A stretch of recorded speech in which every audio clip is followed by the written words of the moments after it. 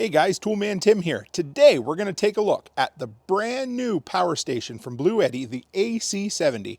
It's got a feature I hadn't heard of before. We're going to put it through its paces. We're going to see how clean is the power, can it run an air fryer, how long will it run a fridge, will it work as an uninterruptible power supply, and the most important thing, can it make coffee?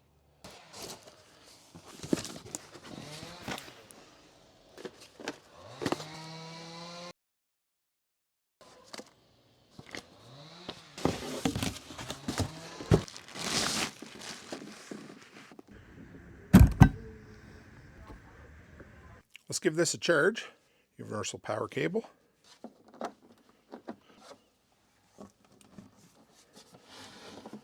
AC input.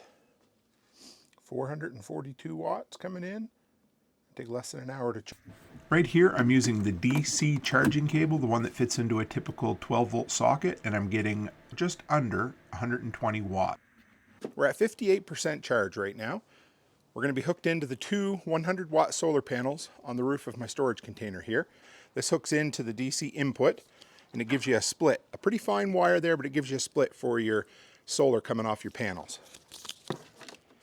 Goes right in there. DC input can only go one way. If you put it the other way, you've broke your machine. 116, 119 is full sun right now, so about 120 watts input.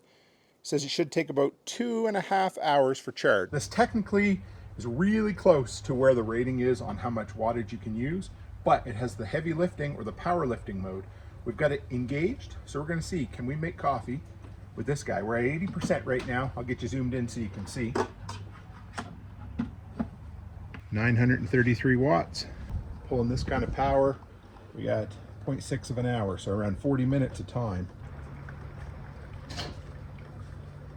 Okay, we're down about 13% of power, and I would say just shy of half a tank of fuel there. There we are. I didn't quite fill it full. I did about 10 cups instead of 12.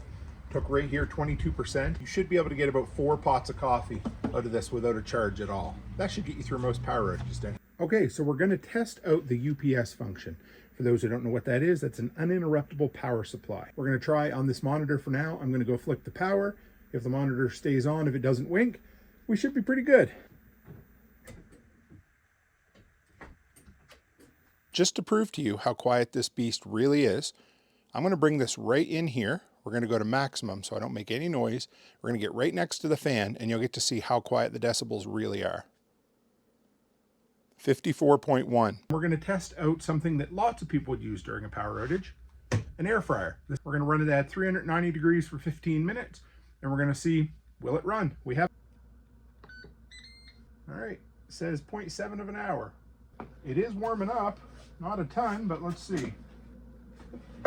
Yep, it's hot. 12.5 minutes so far, so we've got 2.5 more minutes to go. We've used 16% power. We used 22% of the power of this beast, so you should be able to get 4 runnings of this. Quick look at the app that will allow you to control it. You click available devices once you have it installed. A display basically the same that's on the device. Then you can turn on or off DC or AC. Then you can go in and affect the charging speed. So you can go from eco to turbo. That's the easiest way to do that in here. And then you can also toggle on or off the power lifting. We've got it in non-power lifting mode, which means it should have pure sine wave power at the moment. So I'm just going to turn it on to fan. We're going to stick it in there. Don't do this at home. Right behind those prongs to get a test. We'll see how clean is the power. 0.7, 0.5, 0.4. So you're looking at pretty darn clean power right there. Way less than 1% total harmonic distortion. Let's go into powerlifting mode. So in order to do that from the machine, we're going to hold down DC and AC when they're both off for 2 seconds. You see DC button gives you your different options. Hit AC to put it on, and then hold your buttons to get back out. There we are. Now we're in powerlifting mode. Now we're into low power. We're pulling 784 watts. Let's crank it up. 1,024. But you could hear the power of the fan drop back down. Okay, so now, you know what, guys? It's still not bad. Now we're getting 3.3, 3.4 total harmonic distortion. Voltage is 98. 97.8, 98 volts. So voltage is low. Turn that off. Let's turn strong arm mode back off. Let's turn the power back on. just the low one. It's going to draw 780 watts, okay? If I were to click it up to the next one, it overpowers at 1500, shuts it off, okay? Let's take a look at the voltage this time. 119.8, 2% harmonic distortion. Most reviewers take these out, they'll run some power, they'll do some, calculations and tell you, okay, this will run for this, or this will run for that. Well, for me, I want to do real world, real preparedness kind of things. I want to know how many pots of coffee can I run off this in a power outage. I want to know how long can I run this old fridge in my garage on this guy. How long will he actually run? Okay, I had to move things around a little bit, but it says right now it's pulling, there we go, 27 watts. Scared me for a second. It says we should be able to run it. I can hear the fan going for 20 hours. It's not going to run 20 hours. There's no way you'll get 20 hours off that when the compressor kicks in. On that old fridge, I ended up getting 3.5 hours of full run time. All right, so let's run over the specs. First off, it weighs under 25 pounds. I like that. Size-wise, 10 by 10 by 12, almost a cube. The thing feels really good in the hand. What I like about it is this handle right here. It lets you pick it up on a 45. You never have a handle flipping up that you could break off. It's just built into the case. It's a LiFePO 4 battery, which is great. It helps with the weight. Bluetti recommends that you charge this up to at least 80% every 3 to 6 months. It's rated for 1,000 watts, but you can run resistive loads like a space heater, like an air fryer that would typically haul 1,500 watts through it.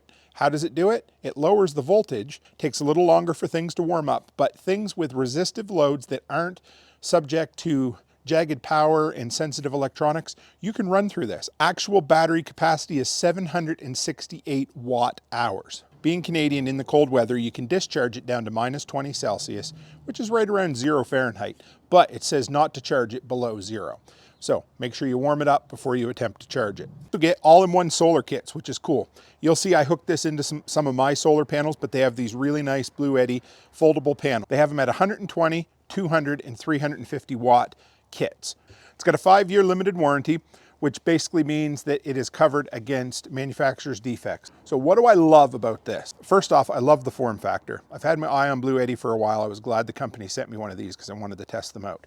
Everything's right here. Handle that flops in the wind. The rubber in the front, right here, they all fit in really, really nice. I am a big fan of standardization. This takes a standard power supply cable, one that you're gonna find just about every flat screen monitor and computer out there is gonna take that exact same cable. Thank you, Bluetti, for doing that. That to me is worth a ton. Okay, so right here you've got the 12-volt outlet, which allows you, again, to do exactly that, to charge things using a cigarette lighter adapter. If you want input, you can also charge it from your vehicle using, they send 3 cables with it. You got the AC cord for plugging in the wall, the regular old power supply cord.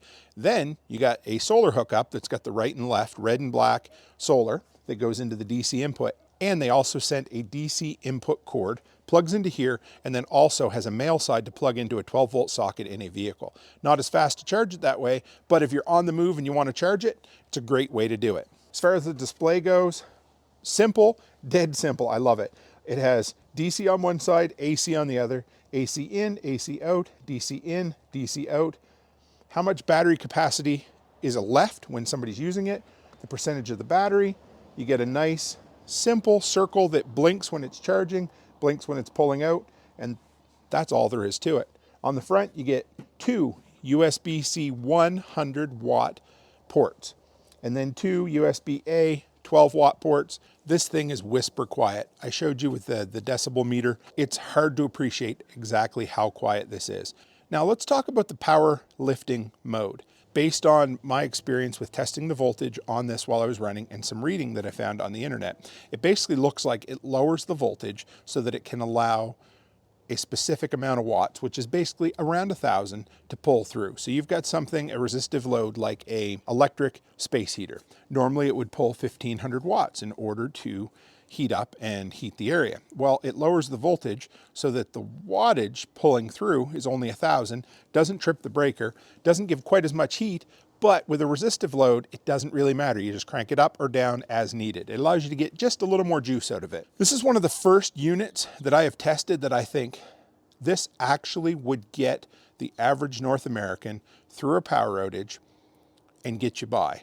Why do I say that? Because there's enough juice in here that you could cook a meal with an air fryer, you could make a pot of coffee, you could run your fridge for an hour if you wanted.